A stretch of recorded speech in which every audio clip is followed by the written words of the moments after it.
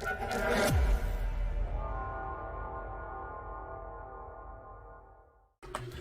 guys, and welcome back to another video. So today I'm going to be giving my thoughts on WoW's latest expansion, Dragonflight, and I must say so far it feels very different compared to other expansions. Just one quick thing I want to note here before we delve into this subject. I will be talking about the big movement that my guild is playing. Like, we want to be very well known across the WoW player base as one of the biggest guilds on the entire OCE, but I'll get into all of that at the end of the video, so if you're intrigued and want to know more, just stick around. Okay, so let's get started. So we'll just do what we did with the Shadowlands video, where we just look at every single aspect, starting with the leveling. I think the leveling was pretty good. I have not delved into the 60 to 70 in like 4 hours. I'm just playing it my way. But I may look into it to olds later. But overall, the quests aren't boring. It doesn't feel like it drags on, even though it kind of does. And I especially love the addition of the giving XP equivalent to a world quest for killing a rare. So you could get quite a bit of XP hunting down all the rares, which I am all for.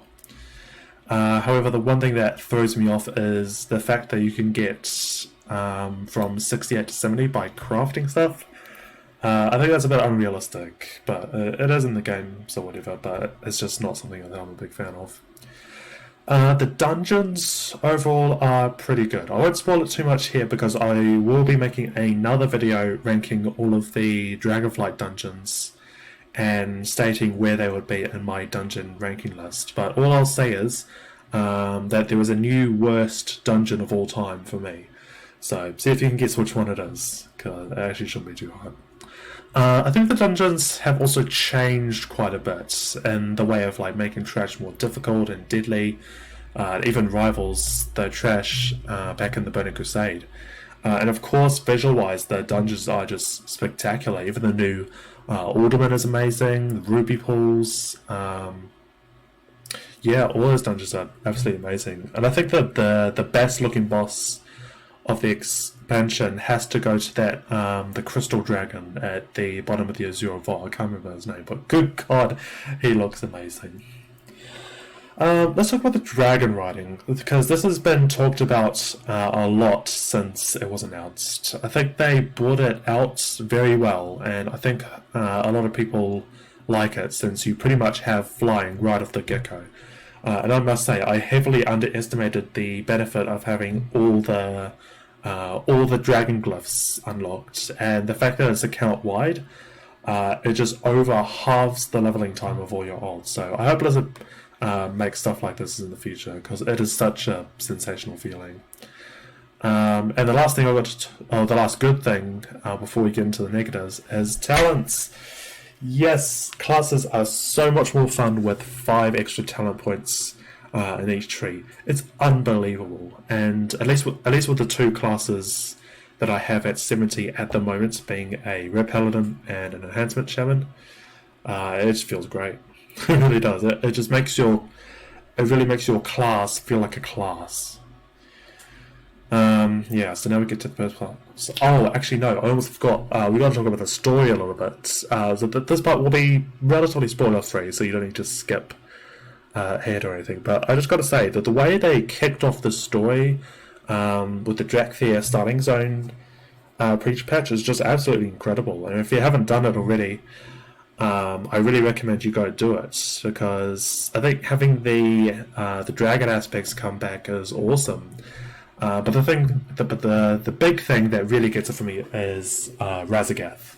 I won't go into her story at the moment, except for the main idea that she is just not the jailer. I think we discussed this once on Decky's stream, of how compare it to the jailer in the Shadowlands. The jailer doesn't really show how threatening he can be, or their Morsworn.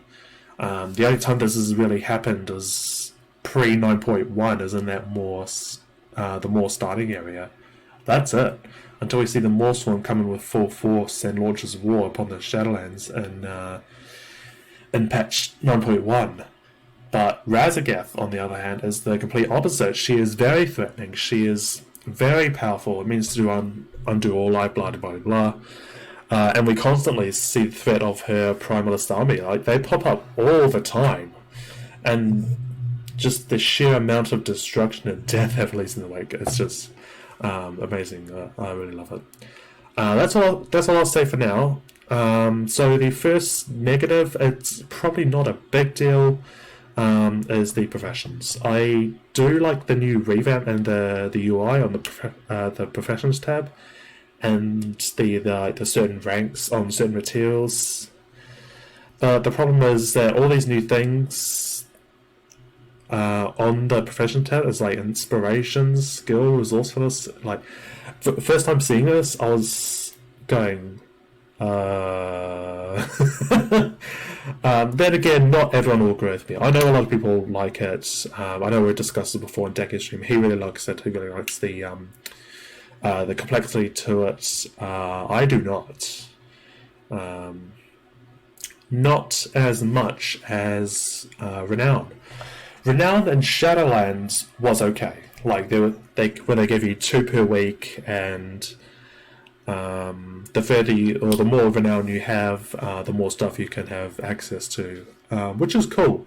It makes it so you don't really have to work for it, because like in the beginning, getting 1,000 anima and however many souls on the moor took like 2 hours, not kidding, and you had the whole week to do it. But now with renown being tied to rep, is dumb. It's like every time I go to the quartermaster, all the shit you can buy unlocks at like levels renowned 17 or higher, and there's nothing more that I hate looking at a quartermaster and just seeing all reds.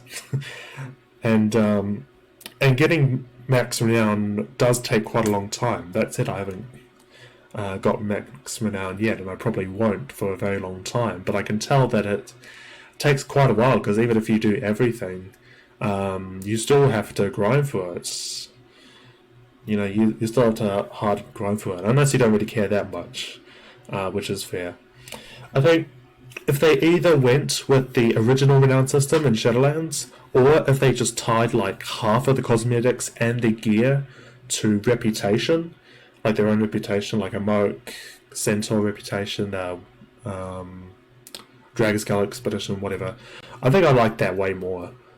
And I think one other quick thing I'll add, sort of on this subject, is that I think the feast event needs to spawn way quicker. I think, what is it, the community feast at the bottom of Azure Span, because I swear to God, I've only seen that thing once, and it'll be good for alts too, since alts can pick up the emissary, and for the emissary, at the time, it's obviously changed now, but for the emissary you have to go do the feast event, so shortening the timer, shortening the spawn timer on it makes it easier for alt to do the MSA. And before you say, well, why do the MSA when you're not even level 70?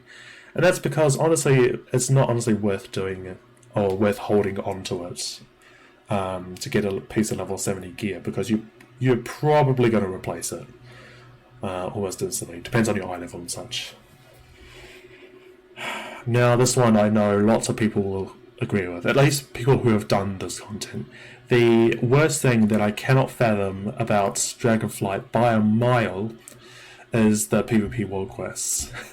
Now, before you say, oh, you're complaining about the PvP world quest, here's the thing, right? The PvP world quests reward gear half the time, and for the life of me, I don't even know where they fucking designed this way, but flagging everyone for free-for-all PvP on every single sort of PvP world quest does not make them doable.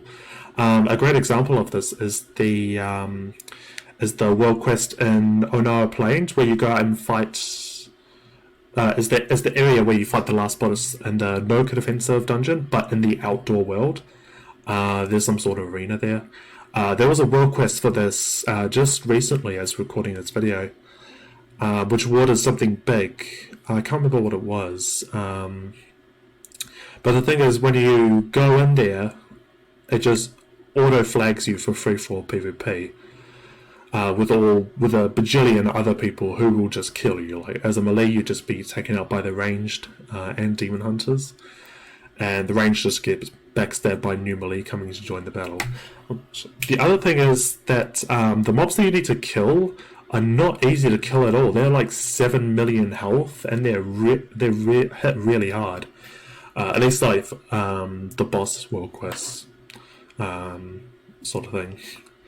Which it's just not fun at all. And there's a similar world quest I've run into in Valhallas with the same sort of thing. It's like a one mob you have to kill, but it flags you free-for-all PvP. Yeah, I don't even know for the life of me why they even did that. Also, I will say that the free-for-all arena world quests are not fun either. But that's just me. I'll just leave that for the PvP pros. And I think that'll do it. So to summarize, leveling, 10 out of 10. Dragon riding, 10 out of 10. The class design, 10 out of 10. The dungeons was about a 6 out of 10. It wasn't really that amazing. But the story was a freaking 60 out of 10. Like, the story is just so good compared to the Shadowlands story. That's right. Professions, about 8 out of 10. It's okay. Professions is okay. Renown, 3 out of 10. But the PvP world quest gets a hard negative 30 out of 10. So that is my verdict. So that is pretty much what I want to say about Dragonflight. That's just what I think so far. I think it is a good expansion. But the main thing I wanted to talk about is about my new guild, Valhalla on Kasgaroth. So if you aren't interested in hearing this, then all I'll say is thank you very much for watching, and I'll see you in the next video. But for those sticking around, my guild, Valhalla on Kasgaroth, is undergoing some big changes, and we want to be one of the most well-known guilds in all of AC, and possibly even further. Which is why I've been privileged to be a guild ambassador. So I'll be doing all I can to promote our guild, shout out our content creators, and all that good stuff. So if you would like to join Valhalla on Kasgaroth, just get in contact with me in some way. I'll leave my Discord link in the description. We have like tons of raid teams. It's the biggest guild I've ever been in. And we have so many members. We have, I think, 6 different guilds under the Valhalla name, just spread across the game. And I'm happy to announce that there's some Valhalla merch is in the making, and I'll show it off once it is being completed. And also, if you want to see our guild in action, then I'll leave links to several of our Twitch streamers accounts in the description in this video, so just go support them. It would mean the world to me.